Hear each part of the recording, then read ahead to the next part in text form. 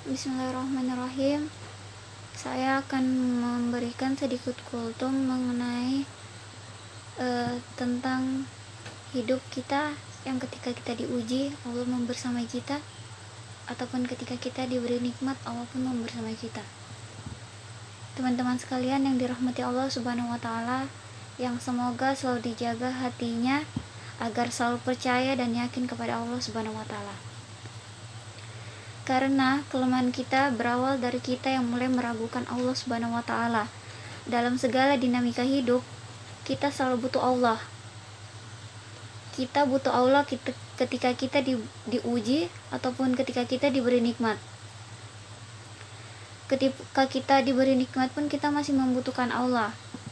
Saat kita diuji, kita butuh Allah agar kita selalu bersyukur, bersabar, dan kita terjaga.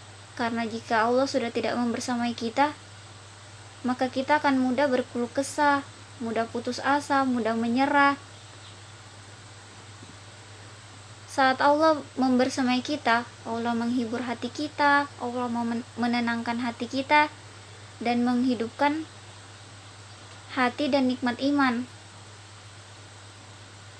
Bukankah dengan mengingat Allah hati kita menjadi tenang dan nikmat iman kita semakin tinggi?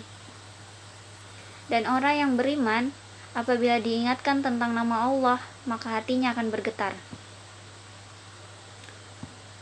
Ini bentuk Allah membersamai umatnya ketika ia diuji. Allah juga bersama hambanya ketika ia diberi nikmat. Karena jika Allah tidak menjaga dia saat dia diberi nikmat, maka nikmat itu justru menjadi jalan baginya untuk tersesat, terjerumus pada dosa, dan nikmat itulah yang menjadi penghalang untuk dia mengingat Allah. Karena dia sibuk menikmati hidupnya, akhirnya dia terhalang dari mengingat Allah pada tepat waktu. Salatnya ketinggalan, ibadahnya terlalaikan semua.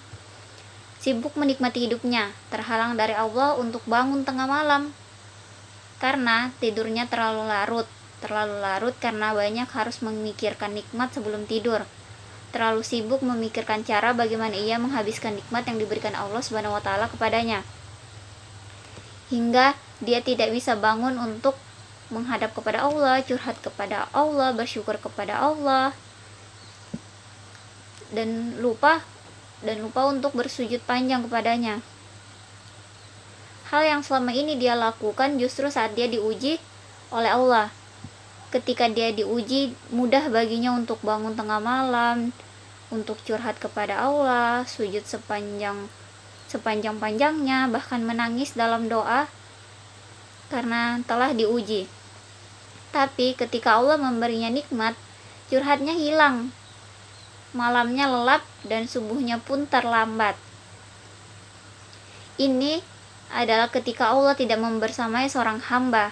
Ketika dia diberi nikmat, sehingga orang seperti ini, kalau dalam keadaan seperti itu terus-menerus dalam jangka waktu yang lama, maka dia akan terjerumus dalam istidraj atau azab yang berupa nikmat. Mungkin itu saja dari saya. Sekian, wassalamualaikum warahmatullahi wabarakatuh.